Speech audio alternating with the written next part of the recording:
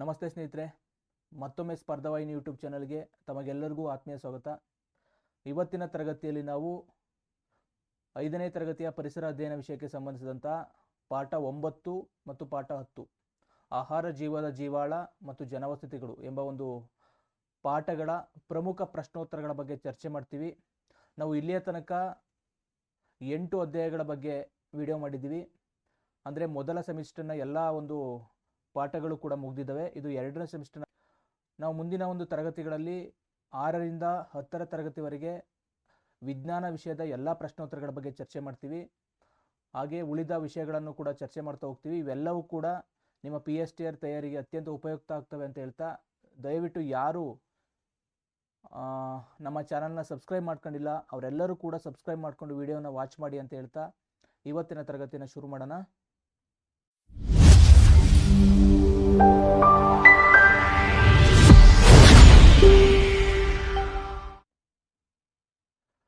ಮೊದಲ ಪ್ರಶ್ನೆ, ನಮ್ಮ ದೇಹಕ್ಕೆ ಕೆಲಸ ಮಾಡಲು ಬೇಕಾದ ಶಕ್ತಿಯು ಮುಖ್ಯವಾಗಿ ಯಾವುದರಿಂದ ದೊರೆಯುತ್ತದೆ? ಗಾಳಿ, ಆಹಾರ, ನಿದ್ರೆ, ಬಟ್ಟೆ. ನೋಡಿ ಸ್ನೇಹಿತರೆ, ಇವೆಲ್ಲ ತುಂಬ ಸರಳವಾದ ಪ್ರಶ್ನೆಗಳು, ಓಕೆನಾ? ಆದರೂ ಕೂಡ ನಾವು ಇದ್ರ ಬಗ್ಗೆ ಒಂದ್ಸಲ ಗಮನ ಕೊಡೋದು ಅತ್ಯಂತ ಅವಶ್ಯಕವಾಗಿರುತ್ತದೆ. ಈ ಪ್ರಶ್ನೆಗೆ ಸರಿಯಾದ ಉತ್ತರ ಆಹಾರ ಅನ್ನೋದು ಆಗ್ತದೆ. ನಾವು ಮಾಡುವ ಕೆಲಸಗಳಿಗೆ ಶಕ್ತಿ ಬೇಕು. ಆ ಶಕ್ತಿಯ ಮೂಲ ಯಾವುದರಿಂದ ದೊರೆಯುತ್ತದೆ ಅಂತಂದರೆ ಆಹಾರ ಸೇವನೆಯಿಂದ ನಮಗೆ ಶಕ್ತಿ ದೊರೆಯುವಂಥದ್ದು.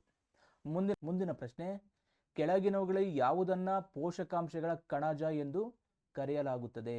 ಅಕ್ಕಿ, ಸಿರಿಧಾನ್ಯ, ಮೈದಾ ಹಿಟ್ಟು, ಸಕ್ಕರೆ.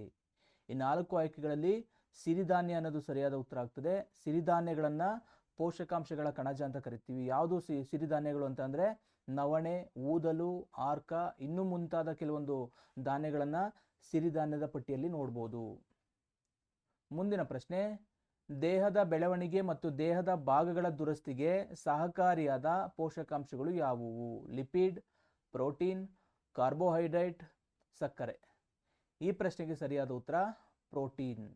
ನೋಡಿ, ಪೋಷಕಾಂಶಗಳು ನಮ್ಮ ಬೆಳವಣಿಗೆಗೆ ಮತ್ತು ದೇಹದ ದುರಸ್ತಿಗೆ ಅತ್ಯಂತ ಅವಶ್ಯಕವಾಗಿ ಬೇಕಾಗ್ತದೆ. ಇದರಲ್ಲಿ ಪ್ರೋಟೀನ್ ಅತಿ ಮುಖ್ಯವಾದ ಪಾತ್ರವನ್ನು ವಹಿಸುವಂಥದ್ದು. ಮುಂದಿನ ಪ್ರಶ್ನೆ, ಸಿರಿಧಾನ್ಯಗಳನ್ನು ಬರಗಾಲದ ಮಿತ್ರರು ಎಂದು ಕರೆಯಲು ಕಾರಣವೇನು? ಇವು ಬೆಳೆಯಲು ಹೆಚ್ಚು ನೀರು ಬೇಕು, ಅತಿ ದುಬಾರಿಯಾಗಿವೆ, ಇವುಗಳನ್ನು ಕಡಿಮೆ ನೀರು ಬಳಸಿ ವಿವಿಧ ಪರಿಸರದಲ್ಲಿ ಬೆಳೆಯಬಹುದು, ಇವುಗಳನ್ನು ಕೇವಲ ಮಳೆಗಾಲದಲ್ಲಿ ಬೆಳೆಯಬಹುದು.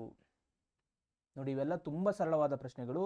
ಈ ಪ್ರಶ್ನೆಗೆ ಸರಿಯಾದ ಉತ್ತರ ಇವುಗಳನ್ನು ಕಡಿಮೆ ನೀರು ಬಳಸಿ ವಿವಿಧ ಪರಿಸರದಲ್ಲಿ ಬೆಳೆಯಬಹುದು. ನೋಡಿ, ಸಿರಿಧಾನ್ಯಗಳನ್ನು ಕಡಿಮೆ ನೀರನ್ನು ಬಳಸಿ ಕಡಿಮೆ ಅವಧಿಯಲ್ಲಿ ಯಾವುದೇ ರೀತಿಯ ಪರಿಸರ ಆಗಿರಲಿ, ವಾಯುಗುಣ ಆಗಿರಲಿ, ಈ ಬೆಳೆಗಳನ್ನು ಬೆಳೆಯಬಹುದು. ಹಾಗಾಗಿ ಇವನ್ನ ನಾವು ಕಡಿಮೆ ನೀರಿರುವಂಥ ಪ್ರದೇಶದಲ್ಲೂ ಕೂಡ ಬೆಳೆಯಬಹುದು. ಸೊ ಹಾಗಾಗಿ ಇವುಗಳನ್ನು ಬರಗಾಲದ ಮಿತ್ರರು ಅಂತ ಕರೆಯುವಂಥದ್ದು. ಮುಂದಿನ ಪ್ರಶ್ನೆ, ಆರೋಗ್ಯಕ್ಕೆ ಅನಗತ್ಯವಾದ ಅಥವಾ ಕಡಿಮೆ ಪೌಷ್ಟಿಕಾಂಶ ಹೊಂದಿರುವಂಥ ಆಹಾರ ಪದಾರ್ಥಗಳನ್ನು ಏನೆನ್ನುತ್ತಾರೆ? ಸಮತೋಲಿತ ಆಹಾರ, ಜಂಕ್ ಫುಡ್ಡು, ಮನೆಯ ಊಟ, ಸಿರಿಧಾನ್ಯ. ಇದಕ್ಕೆ ಸರಿಯಾದ ಉತ್ತರ ಜಂಕ್ ಫುಡ್ ಅನ್ನೋದು ಸರಿಯಾದ ಉತ್ತರ ಆಗ್ತದೆ. ಈ ಜಂಕ್ ಫುಡ್ಗಳು ಅಂದರೆ ಪಾನಿಪುರಿ ಆಗಿರ್ಬೋದು, ಗೋಬಿ ಮಂಚೂರಿಗಳಾಗಿರ್ಬೋದು, ಇವೆಲ್ಲವೂ ಕೂಡ ಆರೋಗ್ಯಕ್ಕೆ ಅವಶ್ಯಕವಾಗಿ ಬೇಕಾಗಿರುವಂಥ ಆಹಾರಗಳಲ್ಲ. ಕೇವಲ ರುಚಿಯಾಗೋಸ್ಕರ ಇವನ್ನ ಬಳಕೆ ಮಾಡಬೇಕು ಹೊರತಾಗಿ ಇದರಿಂದ ಯಾವುದೇ ರೀತಿಯ ಪೌಷ್ಟಿಕಾಂಶಗಳು ಸಿಗುವುದಿಲ್ಲ. ಮುಂದಿನ ಪ್ರಶ್ನೆ, ಕೆಳಗಿನವುಗಳಲ್ಲಿ ಯಾವುದು ಪ್ರಾಣಿ ಮೂಲದ ಆಹಾರ ಪದಾರ್ಥವಾಗಿದೆ? ಮೆಂತ್ಯ ಸೊಪ್ಪು, ರಾಗಿ, ಮೊಟ್ಟೆ, ಕ್ಯಾರೆಟ್. ತುಂಬ ಸರಳವಾದ ಪ್ರಶ್ನೆ. ಈ ಪ್ರಶ್ನೆಗೆ ಸರಿಯಾದ ಉತ್ತರ ಮೊಟ್ಟೆ ಅನ್ನೋದು ಸರಿಯಾದ ಉತ್ತರ ಆಗ್ತದೆ. ಮೊಟ್ಟೆ, ಹಾಲು, ಮಾಂಸ ಮುಂತಾದವು ಪ್ರಾಣಿ ಮೂಲಗಳಿಂದ ಸಿಗುವಂಥ ಆಹಾರ ಪದಾರ್ಥಗಳಾಗಿರುವಂಥದ್ದು. ಮುಂದಿನ ಪ್ರಶ್ನೆ, ಹಣ್ಣು ಮತ್ತು ತರಕಾರಿಗಳಲ್ಲಿ ಅತಿ ಹೆಚ್ಚಾಗಿ ಕಂಡುಬರುವ ಪೋಷಕಾಂಶ ಯಾವುದು? ಕಾರ್ಬೋಹೈಡ್ರೇಟ್ಸ್, ಲಿಪಿಡ್, ವಿಟಮಿನ್ ಮತ್ತು ಲವಣಗಳು, ಕೊಬ್ಬು. ಈ ಆಯ್ಕೆಗಳಲ್ಲಿ ವಿಟಮಿನ್ ಮತ್ತು ಲವಣಗಳು ಅನ್ನೋದು ಸರಿಯಾದ ಉತ್ತರ ಆಗ್ತದೆ. ತರಕಾರಿಗಳು, ಹಣ್ಣುಗಳು, ಸೊಪ್ಪುಗಳು ಇವೆಲ್ಲವೂ ಕೂಡ ವಿಟಮಿನ್ ಮತ್ತು ಲವಣಗಳ ಪ್ರಮುಖ ಮೂಲಗಳಾಗಿರುವಂಥದ್ದು. ಅಂದರೆ ಇಲ್ಲಿ ಹೆಚ್ಚಿನ ವಿಟಮಿನ್ ಮತ್ತು ಲವಣಗಳು ಸಿಗುವಂಥದ್ದನ್ನು ನೋಡ್ಬೋದು. ಮುಂದಿನ ಪ್ರಶ್ನೆ, ಆಹಾರದ ಪೊಟ್ಟಣಗಳನ್ನು ಕೊಳ್ಳುವಾಗ ಯಾವುದನ್ನು ಗಮನಿಸುವುದು ಅತಿ ಮುಖ್ಯ? ಪೊಟ್ಟಣದ ಬಣ್ಣ, ತಯಾರಾದ ಮತ್ತು ಅವಧಿ ಮುಗಿಯುವ ದಿನಾಂಕ, ಅಂಗಡಿಯ ಹೆಸರು, ಜಾಹೀರಾತು. ಈ ಆಯ್ಕೆಗಳಲ್ಲಿ ತಯಾರಾದಂಥ ದಿವಸ ಮತ್ತು ಅವಧಿ ಮುಗಿಯುವಂಥ ದಿನಾಂಕವನ್ನು ನಾವು ಸರಿಯಾಗಿ ನೋಡಬೇಕಾಗುತ್ತೆ. ಎಕ್ಸ್ಪೈರಿ ಡೇಟ್ ಆಗಿದೆ ಇಲ್ವ ಅಂದ್ಬಿಟ್ಟು ನಾವು ಸರಿಯಾಗಿ ನೋಡಿ ಆಹಾರ ವಸ್ತುಗಳನ್ನು ಕೊಳ್ಳಬೇಕಾಗುತ್ತೆ.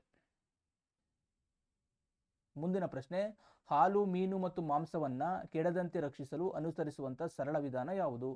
ಬಿಸಿಲಿನಲ್ಲಿ ಒಣಗಿಸುವುದು, ಶೀತಕ ಸಂಗ್ರಹಣೆ, ಸಕ್ಕರೆ ಸೇರಿಸುವುದು, ಹಾಗೆ ಇಡುವುದು. ಈ ಪ್ರಶ್ನೆಗೆ ಸರಿಯಾದ ಉತ್ತರ ಶೀತಕ ಸಂಗ್ರಹಣೆ. ಅಂದರೆ ಕೋಲ್ಡ್ ಸ್ಟೋರೇಜಲ್ಲಿ ಇವುಗಳನ್ನು ಸಂಗ್ರಹಿಸಿ ಇಡುವಂಥದ್ದು. ಮುಂದಿನ ಪ್ರಶ್ನೆ, ಸರ್ಕಾರವು ಶಾಲೆಗಳಲ್ಲಿ ಮಧ್ಯಾಹ್ನದ ಬಿಸಿಯೂಟ ಮತ್ತು ಹಾಲು ನೀಡುತ್ತಿರುವುದು ಯಾವುದಕ್ಕಾಗಿ?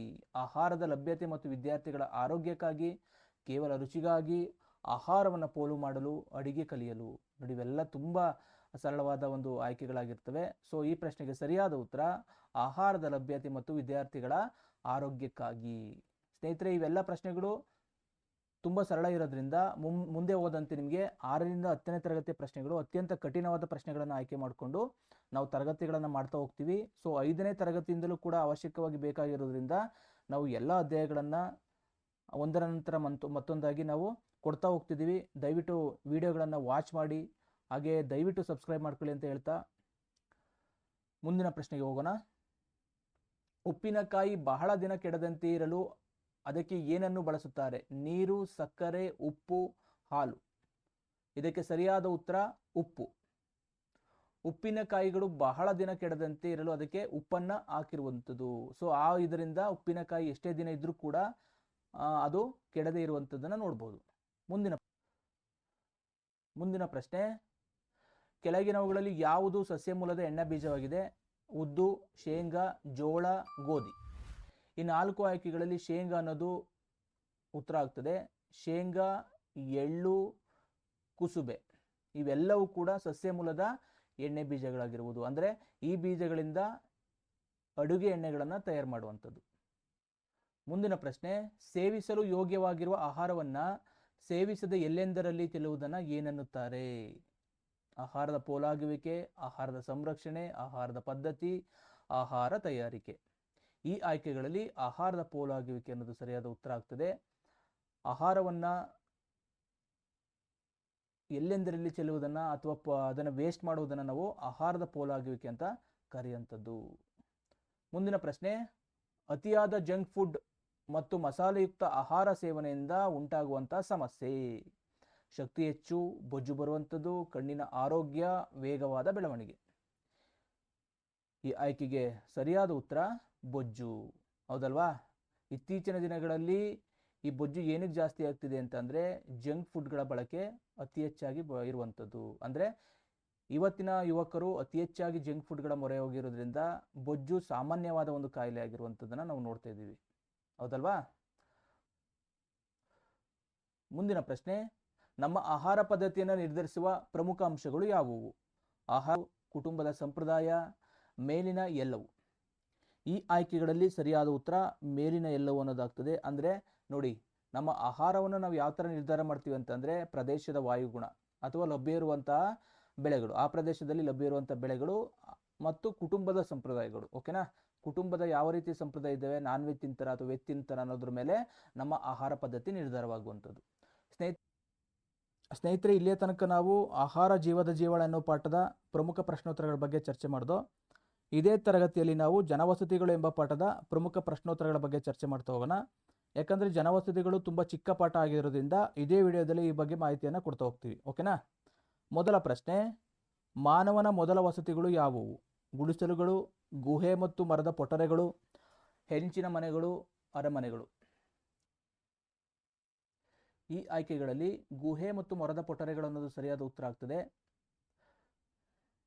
ಮುಂದಿನ ಪ್ರಶ್ನೆ, ಅನೇಕ ಕುಟುಂಬಗಳು ಅಕ್ಕಪಕ್ಕದಲ್ಲಿ ಮನೆಗಳನ್ನು ಕಟ್ಟಿಕೊಂಡು ಒಂದೆಡೆ ವಾಸಿಸುವುದನ್ನು ಏನೆನ್ನುತ್ತಾರೆ? ಏಕಾಂತವಾಸ, ಸಾಮೂಹಿಕ ವಸತಿಗಳು, ಜನವಸತಿಗಳು, ಕಾಡು. ಈ ಪ್ರಶ್ನೆಗೆ ಜನವಸತಿಗಳು ಅನ್ನೋದು ಸರಿಯಾದ ಉತ್ತರ. ಅಂದರೆ ಕಡಿಮೆ ಸ್ಥಳದಲ್ಲಿ ಅತಿ ಹೆಚ್ಚಿನ ಮನೆಗಳನ್ನು ಕಟ್ಟಿಕೊಂಡು ವಾಸ ಮಾಡುವುದನ್ನು ಜನವಸತಿಗಳು ಅಂತ ಕರಿತೀವಿ. ಮುಂದಿನ ಪ್ರಶ್ನೆ, ಕಡಿಮೆ ಭೂಮಿಯಲ್ಲಿ ಅತಿ ಹೆಚ್ಚಿನ ಜನಸಂಖ್ಯೆಗೆ ವ್ಯವಸ್ಥಿತ ಮೂಲ ಸೌಲಭ್ಯಗಳನ್ನು ನೀಡಲು ಯಾವುದನ್ನು ನಿರ್ಮಿಸಲಾಗುತ್ತದೆ? ಗುಡಿಸಲುಗಳು, ವೈಯಕ್ತಿಕ ವಸತಿ, ಸಾಮೂಹಿಕ ವಸತಿಗಳು, ತೋಟದ ಮನೆ. ಸೊ ಈ ಪ್ರಶ್ನೆಗೆ ಸಾಮೂಹಿಕ ವಸತಿಗಳು ಅನ್ನೋದು ಸರಿಯಾದ ಉತ್ತರ. ಅಂದರೆ ಸ್ಥಳಾವಕಾಶ ಕಡಿಮೆ ಇರುವಂಥ ಪ್ರದೇಶಗಳಲ್ಲಿ ದೊಡ್ಡ ದೊಡ್ಡ ಮನೆಗಳನ್ನು ಕಟ್ಟಿ ಅಥವಾ ಬಿಲ್ಡಿಂಗ್ಗಳನ್ನ ಕಟ್ಟಿ ಅಲ್ಲಿ ಸಾಮೂಹಿಕ ವಾಸಕ್ಕೆ ಅವಕಾಶವನ್ನು ಮಾಡಿಕೊಡುವಂಥದ್ದು. ಮುಂದಿನ ಪ್ರಶ್ನೆ, ನಗರಗಳಲ್ಲಿ ವಸತಿ ನಿರ್ಮಾಣಕ್ಕಾಗಿಯೇ ಸರ್ಕಾರವು ಏನನ್ನು ರಚನೆ ಮಾಡಿರುತ್ತದೆ? ಕ್ರೀಡಾ ಮಂಡಳಿಗಳು, ವಸತಿ ಮಂಡಳಿಗಳು, ಅರಣ್ಯ ಇಲಾಖೆ, ಸಂಚಾರಿ ಪೊಲೀಸ್. ಸೊ ಇದಕ್ಕೆ ಸರಿಯಾದ ಉತ್ತರ ವಸತಿ ಮಂಡಳಿಗಳು. ಸೊ ಅಲ್ಲಿ ನಗರಗಳಲ್ಲಿ ದೊಡ್ಡ ದೊಡ್ಡ ಮನೆಗಳನ್ನು ನಿರ್ಮಾಣ ಮಾಡಬೇಕಾಗಿರುತ್ತೆ, ಅಂದರೆ ಜನಸಂಖ್ಯೆ ಜಾಸ್ತಿ ಇರುತ್ತೆ. ಸೊ ಹಾಗಾಗಿ ಸರ್ಕಾರವು ಈ ವಸತಿ ಮಂಡಳಿಗಳನ್ನು ಸ್ಥಾಪನೆ ಮಾಡಿರುವಂಥದ್ದನ್ನ ನೋಡ್ಬೋದು. ಮುಂದಿನ ಪ್ರಶ್ನೆ, ಗ್ರಾಮೀಣ ಪ್ರದೇಶದ ವಸತಿಗಳಲ್ಲಿ ಹೆಚ್ಚಾಗಿ ಕಂಡುಬರುವ ಸಮಸ್ಯೆ ಯಾವುದು? ಅತಿಯಾದ ವಾಹನ ದಟ್ಟಣೆ, ಬಹುಮಹಡಿ ಕಟ್ಟಡಗಳ ಕುಸಿತ, ಶೌಚಾಲಯ ಮತ್ತು ಶುದ್ಧ ಕುಡಿಯುವ ನೀರಿನ ಕೊರತೆ, ಅಗ್ನಿ ದುರಂತಗಳು. ಈ ಪ್ರಶ್ನೆಗೆ ಸರಿಯಾದ ಉತ್ತರ ಶೌಚಾಲಯ ಮತ್ತು ಶುದ್ಧ ಕುಡಿಯುವ ನೀರಿನ ಸಮಸ್ಯೆ. ಸ್ನೇಹಿತರೆ, ಇವತ್ತಿಗೂ ಕೂಡ ಕೆಲವು ಹಳ್ಳಿಗಳಲ್ಲಿ ಶೌಚಾಲಯದ ಸಮಸ್ಯೆ ಇರುವಂಥದ್ದು, ಜೊತೆಗೆ ಶುದ್ಧ ಕುಡಿಯುವ ನೀರಿನ ಸಮಸ್ಯೆ ಇರುವುದನ್ನು ನಾವು ನೋಡ್ಬೋದು. ಮುಂದಿನ ಪ್ರಶ್ನೆ, ಉತ್ತಮ ನಗರ ಅಥವಾ ಹಳ್ಳಿಯ ವಸತಿಯಲ್ಲಿ ಗಾಳಿ ಮತ್ತು ಬೆಳಕು ಹೇಗಿರಬೇಕು? ಕನಿಷ್ಠ ಪ್ರಮಾಣದಲ್ಲಿರಬೇಕು, ಯಥೇಚ್ಛವಾಗಿ ಬರುವಂತಿರಬೇಕು, ಬೆಳಕು ಮಾತ್ರ ಬರಬೇಕು, ಯಾವುದೂ ಬೇಕಿಲ್ಲ? ತುಂಬ ಸರಳವಾದ ಪ್ರಶ್ನೆ, ಯಥೇಚ್ಛವಾಗಿ ಬರಬೇಕು. ಮುಂದಿನ ಪ್ರಶ್ನೆ, ನೀರಿನ ಉಳಿತಾಯಕ್ಕಾಗಿ ಉತ್ತಮ ವಸತಿಯಲ್ಲಿ ಯಾವ ವ್ಯವಸ್ಥೆ ಇರಬೇಕು? ನೀರನ್ನು ಹೊರಗೆ ಹರಿಸುವುದು, ಕಲುಷಿತ ನೀರನ್ನು ಕೆರೆಗೆ ಬಿಡುವುದು, ಮಳೆ ನೀರು ಸಂಗ್ರಹ, ಕೇವಲ ಬಾವಿ ನೀರು ಬಳಸುವುದು. ಸರಿಯಾದ ಉತ್ತರ ಇದಕ್ಕೆ ಮಳೆ ನೀರು ಸಂಗ್ರಹಣೆಯನ್ನು ಮಾಡುವಂಥದ್ದು. ಅಂದರೆ ಮಳೆ ನೀರಿನ ಕೊಯ್ಲು ಅನ್ನೋ ಒಂದು ಯೋಜನೆಯ ಮೂಲಕ ಮಳೆಯ ನೀರಿನ ಸಂಗ್ರಹಣೆ ಮಾಡಿ ಆ ಮೂಲಕ ಅಂತರ್ಜಲ ಮಟ್ಟವನ್ನು ಹೆಚ್ಚಿಸುವಂಥದ್ದು.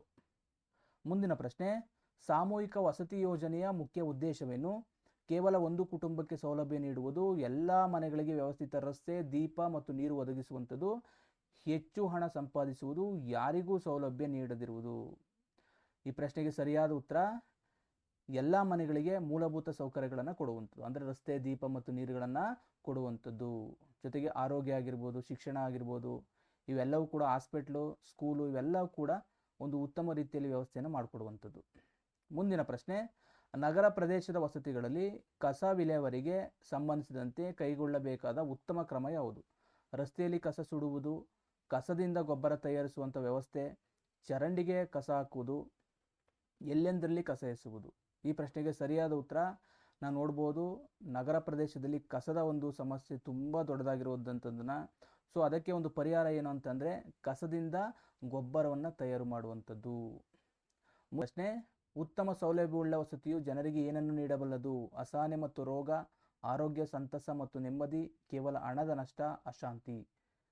ಈ ಪ್ರಶ್ನೆಗೆ ಸರಿಯಾದ ಉತ್ತರ ಆರೋಗ್ಯ, ಸಂತಸ, ನೆಮ್ಮದಿ. ಸ್ನೇಹಿತರೆ, ಇಲ್ಲಿಯ ತನಕ ನಾವು 2 ಪಾಠಗಳ ಪ್ರಮುಖ ಪ್ರಶ್ನೋತ್ತರಗಳ ಬಗ್ಗೆ ಚರ್ಚೆ ಮಾಡಿದ್ದೀವಿ.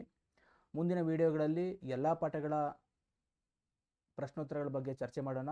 ಅದೇ ರೀತಿ ಎಲ್ಲ ವಿಷಯಗಳು, ಸೈಕಾಲಜಿ ಆಗಿರ್ಬೋದು, ಗಣಿತ, ಇಂಗ್ಲೀಷು, ಎಲ್ಲ PSTR ಒಂದು ಪರೀಕ್ಷೆಗೆ ಉಪಯುಕ್ತ ಆಗುವಂಥ ವಿಡಿಯೋಗಳನ್ನು ಕೊಡ್ತಾ ಹೋಗ್ತೀವಿ. ದಯವಿಟ್ಟು ಹೆಚ್ಚಿನ ಪ್ರಮಾಣದಲ್ಲಿ ನಮ್ಮ ಚಾನಲನ್ನು ಸಬ್ಸ್ಕ್ರೈಬ್ ಮಾಡಿಕೊಂಡು ನಮಗೆ ಪ್ರೋತ್ಸಾಹವನ್ನು ಕೊಡಿ. ಹಾಗೆ ಈ ಒಂದು ವಿಡಿಯೋವನ್ನು ನಿಮ್ಮ ಸ್ನೇಹಿತರಿಗೆ ಶೇರ್ ಮಾಡಿ, ಲೈಕ್ ಮಾಡಿ, ಕಮೆಂಟ್ ಮಾಡಿ ಅಂತ ಹೇಳ್ತಾ ಇವತ್ತಿನ ಒಂದು ವಿಡಿಯೋವನ್ನು ಮುಗಿಸ್ತಾ ಇದ್ದೀನಿ. ಎಲ್ಲರಿಗೂ ನಮಸ್ಕಾರ.